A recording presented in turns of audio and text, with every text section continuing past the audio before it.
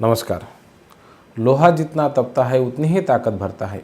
सोने को जितनी आग लगे उतना प्रखर निखरता है। सूरज जैसा बनना है तो सूरज जैसा जलना होगा। नदियों सा आदर पाना है तो पर्वत छोड़ निकलना होगा। और हम आदम के बेटे हैं, क्यों सोचे राह सरल होगा। हर मुश्किल का हल होगा, आज नहीं तो कल होगा।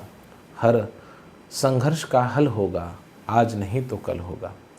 आमच्या अंगणवाडी सेविकाताई आणि मदतनीसताई स्वतःला या ओळींपासून प्रेरणा देत देत आयुष्याची अनेक वर्ष अत्यंत कमी मानधनामध्ये काम करीत आहेत। आज नाही तर उद्या आपल्याला पेन्शन मिळेल, ग्रॅज्युटी मिळेल, मानधनवाढ मिळेल या आशेनं त्या रोज सातत्याने काम करत असतात। परंतु इथली निर्दयी व्यवस्था त्यांना अजून देखील न मानधनवाढ देत, न पेन्शन आणि ग्रॅज्युटीचा प्रस्ताव हा कोण्या कोपऱ्यामध्ये नेऊन ठेवते, तर त्याचा मेळ अजूनसुद्धा लागत नाही। महाराष्ट्र राज्य शासनाने तयार केला होता, पेन्शनचा प्रस्ताव तयार केला होता, पण तो गेला कुठं या प्रश्नाचं उत्तर शोधण्यासाठी कोणीतरी एखादी ज्येष्ठ व्यक्ती, मार्गदर्शक व्यक्ती शोधून आणावी लागेल।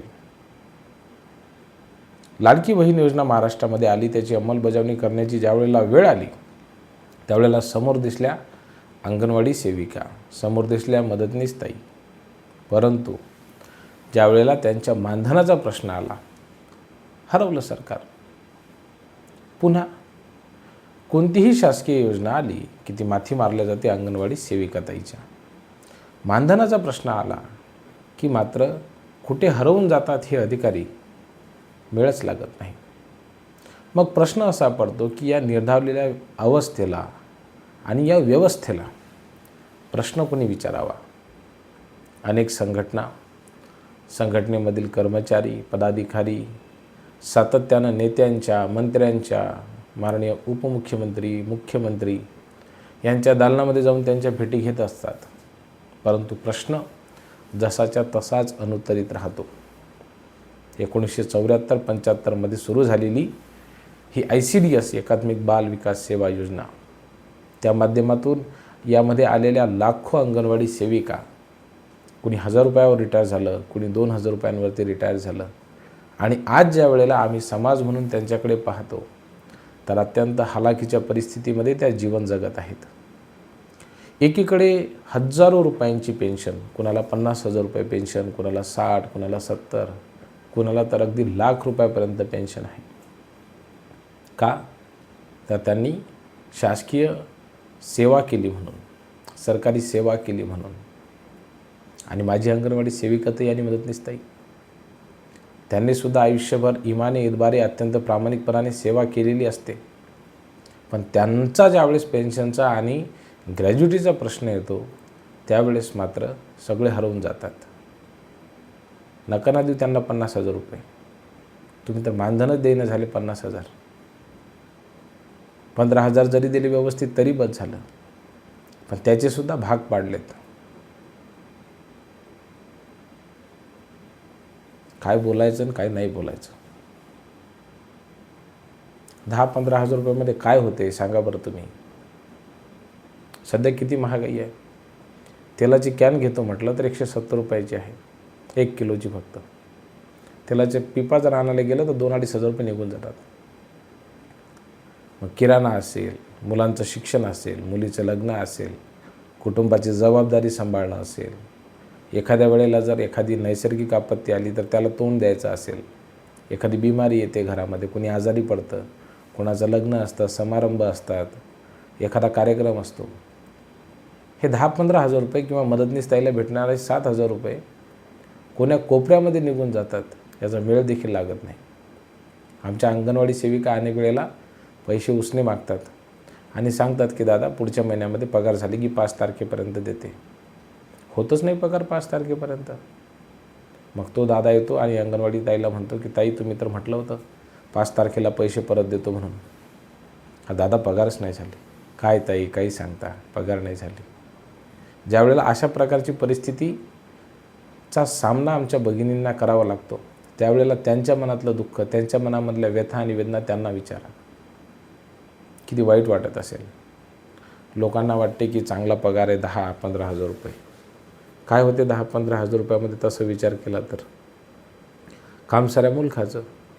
कधी पण ग्रुपवरती मेसेज येतो, ही माहिती द्या, ती माहिती द्या. बरं, आमच्या अंगणवाडी सेविका आणि मदतनीसताई कोणत्याही कामाला नाही म्हणत नाहीत. हा त्यांचा मोठेपणा आहे.